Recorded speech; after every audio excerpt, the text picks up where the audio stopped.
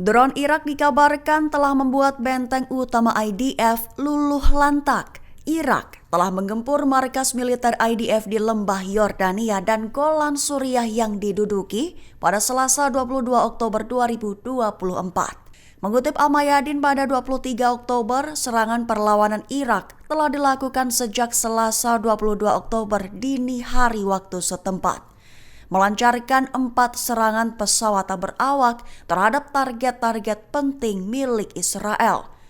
Rinciannya, pada dini hari drone Irak menyasar target vital Israel di wilayah Tabar Raya yang diduduki. Tak berselang lama, Irak kembali melancarkan serangan drone ke target penting di lembah Yordan yang diduduki. Kemudian lembah Yordan kembali digempur untuk kedua kalinya. Irak melontarkan kembali pesawat tak berawak. Baru setelah itu pada malam harinya, Irak melancarkan serangan pesawat tak berawak terhadap target penting di dataran tinggi Golan Suriah yang diduduki. Perlu ditekankan bahwa 4 operasi Irak tersebut hanya sebagai kelanjutan dari aksi perlawanan merespons agresi Israel di Gaza dan Lebanon. Israel dilaporkan kembali melakukan upaya siaga tinggi lantaran bom peledak ditemukan di jantung Tel Aviv dan Hizbullah diduga menjadi dalang teror tersebut. Mengutip Tribun News pada 23 Oktober, hal itu dilaporkan oleh media Ibrani pada Selasa 22 Oktober 2024 kemarin. Di mana lebih tepatnya media Ibrani itu melaporkan bahwa sebuah alat peledak telah ditemukan di wilayah Petah Tikva, Tel Aviv. Lantas polisi Israel menginformasikan untuk menutup TKP dan meningkatkan tingkat siaga sebagai tanggapan atas penemuan bom tersebut. Perlu diketahui penemuan itu terjadi ketika Tel Aviv terus-menerus mengalami tembakan roket yang diluncurkan oleh Hizbullah dari Lebanon. Bahkan juga memicu sirine di puluhan daerah di seluruh wilayah pendudukan Israel. Dalam eskalasi yang signifikan, Hizbullah menembakkan rentetan roket ke arah Israel, berdampak menghentikan semua lalu lintas udara di Bandara Ben Gurion. Dengan begitu militer Israel mau tidak mau harus menerapkan langkah-langkah darurat di daerah jantung Tel Aviv. Belasan prajurit unit infanteri IDF dikabarkan tewas dan terluka kritis di daerah Al-Fallujah, Jabaliyah, tepat seusai peledak mematikan milik Brigade Al-Qassam, yaitu bom TV menghantam mereka. Mengutip Tribun News pada 23 Oktober, hal ini merupakan pernyataan dari Brigade Al-Qassam, sayap militer Hamas, dalam merinci insiden tewasnya Komandan Israel Ihsan Daksah pada Minggu 20 Oktober 2024 lalu. Menurut Qassam, bahan peledak rakitan anti-personil yang disebut bom televisi milik mereka lah yang menewaskan belasan tentara infanteri. Dikabarkan bom TV itu menghantam tanpa ampun 12 prajurit infanteri Israel yang berjalan kaki. Mereka kemudian terbunuh. Satu di antaranya telah dikonfirmasi militer Israel, diidentifikasi sebagai sang komandan Brigade 401 Ihsan Daksah. Selain itu, radio militer Israel juga mengonfirmasi insiden tersebut, melaporkan bahwa Kolonel Daksah tewas, sementara 3 perwira lainnya terluka, termasuk Wakil Komandan Divisi 162 dan Komandan Batalion 52. Rudal hipersonik Palestina 2 milik Yaman dikabarkan telah membobol Iron Dome Israel. Dikabarkan bahwa rudal Yaman itu sukses menghancurkan pangkalan-pangkalan militer IDF di Tel Aviv. Mengutip Al-Mayadin pada 23 Oktober, hal itu diumumkan dalam pernyataan Yaman pada Selasa 22 Oktober melalui juru bicara Brigadir Jenderal Yahya Sari. Sari menjelaskan bahwa pasukan roket Angkatan Udara Yaman telah menembakkan rudal balistik hipersonik Palestina 2 ke sasaran militer Israel pada Selasa 22 Oktober.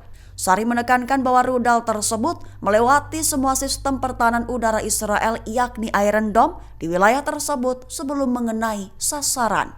Dengan begitu, Angkatan Bersenjata Yaman menegaskan akan terus melaksanakan operasi militer melawan musuh Israel hingga agresi dan pengepungan di Gaza berakhir dan agresi di Lebanon dihentikan. Perlu diketahui serangan rudal Yaman itu bersamaan dengan aksi Hizbullah yang meluncurkan artileri roket berpemandu presisi dari Lebanon. Media Amerika Serikat menyebut bahwa militer Israel tak mampu mengalahkan Hamas. lantaran taktik jitu yang dipakai Brigade Al-Qassam, sayap militer Hamas, membuat IDF lambat laun terpukul mundur. Mengutip Tribun News pada 23 Oktober, hal itu dikutip media Amerika Serikat atas dasar pernyataan analis militer dan tentara Israel beberapa waktu lalu.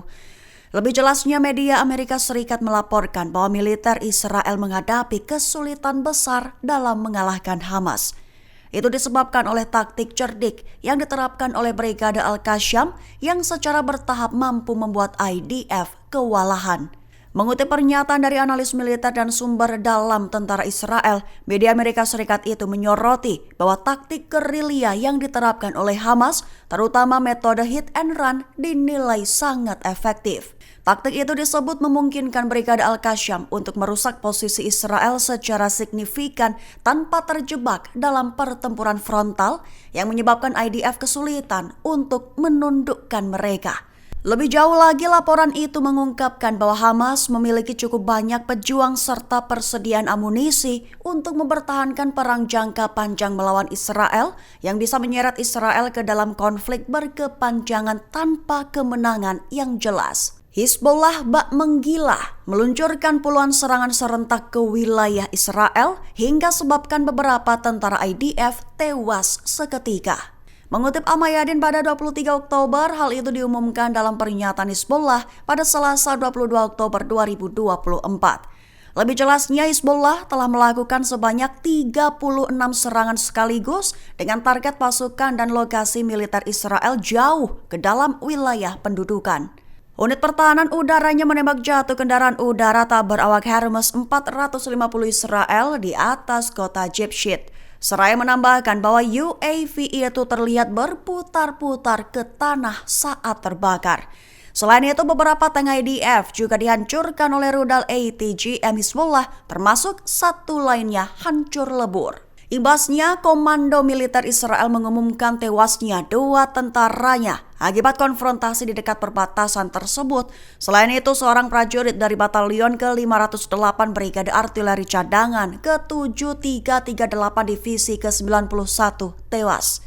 Sementara itu, 3 prajurit cadangan lainnya mengalami luka serius akibat roket yang menghantam wilayah operasi mereka itu. Iran mengklaim bahwa negaranya telah mendapatkan dukungan besar dari negara-negara tetangga, di mana negara-negara tetangga menolak jika tanah atau wilayahnya menjadi basis serangan musuh. Mengutip Tribun News dan Al Arabiya pada 23 Oktober, klaim itu diutarakan oleh Menteri Luar Negeri Iran Abbas Araghchi dalam konferensi pers pada Selasa 22 Oktober. Lebih jelasnya, Araghchi mengklaim bahwa semua negara tetangga Iran telah yakin tak akan membiarkan tanah atau wilayah udara mereka digunakan untuk melawan Republik Islam Iran. Selain itu, Araghchi juga menyatakan bahwa pihaknya secara cermat telah memantau pergerakan basis-basis militer Amerika di kawasan serta mengklaim memiliki informasi lengkap mengenai setiap pergerakan serta penerbangan mereka. Sehingga jika Israel melakukan serangan terhadap Iran dalam bentuk apapun, Iran akan membalas juga dengan cara yang serupa. Menegaskan bahwa menyerang fasilitas nuklir merupakan pelanggaran besar terhadap hukum internasional, bahkan aksi mengancamnya saja sudah merupakan tindakan melanggar hak asasi internasional. Sehingga sekali lagi Iran menekankan bahwa demi melindungi diri dan fasilitas nuklir mereka, Iran memiliki cara dan alat sendiri dan sepenuhnya mengandalkan hal tersebut. Hizbullah dikabarkan telah memberikan ancaman serius terhadap pasukan Benyamin Netanyahu, di mana bak pepatah mata dibalas mata. Hizbullah berikan ancaman darah balas darah, api dibalas api kepada Israel. Mengutip Tribun News pada 23 Oktober, hal itu diutarakan oleh petugas hubungan media Hizbullah Muhammad Afif dalam konferensi persnya pada Selasa 22 Oktober kemarin. Awalnya Afif mengakui bahwa Hizbullah bertanggung jawab di balik serangan drone ke rumah Netanyahu beberapa waktu lalu. Baru setelah itu Afif memastikan kepada dunia bahwa Hizbullah bersama dengan sistem komando dan koordinasinya berada dalam kondisi yang sangat baik. Dirinya juga menyatakan bahwa jalur dukungan militer dan logistik mereka telah sepenuhnya pulih. Merujuk mengenai serangan balasan Hizbullah, Afif menegaskan bahwa mereka akan membalas setimpal, di mana besi dibalas besi, darah dibalas darah dan api dibalas api. Perlu digarisbawahi, Afif bersumpah bahwa serangan di wilayah utara dan tengah yang diduduki Israel akan terus berlangsung dengan peningkatan intensitas, baik dalam hal kualitas maupun kuantitas dari waktu ke waktu. Irak dikabarkan kembali menggempur Israel pada Rabu 23 Oktober dini hari dengan 3 serangan drone. Diketahui serangan Irak tersebut mengarah pada target-target strategis, menambah ketegangan di kawasan Timur Tengah yang sudah memanas akibat berbagai konflik. Dilaporkan bahwa luncuran 3 drone Irak menghancurkan target krusial di benteng utama Golan dan Eilat, wilayah yang diduduki Israel. Mengutip Al-Mayadin pada 23 Oktober, kabar itu diumumkan oleh Perlawanan Islam di Irak pada Rabu 23 Oktober 2024. Mereka mengaku bertanggung jawab atas serangan yang menyasar lokasi-lokasi vital yang menjadi simbol kekuatan militer Israel tersebut. Rinciannya, mereka mengonfirmasi 1 peluncuran serangan terhadap target vital di dataran tinggi Golan yang diduduki, serta 2 serangan pesawat nir awak terpisah terhadap target-target di kota Eilat yang diduduki yang dikenal di Palestina sebagai al-Rashrash. Perlu diketahui saja pihak Israel belum memberikan tanggapan resmi mengenai kerusakan yang ditimbulkan. Download Tribun X sekarang, menghadirkan lokal menjadi Indonesia.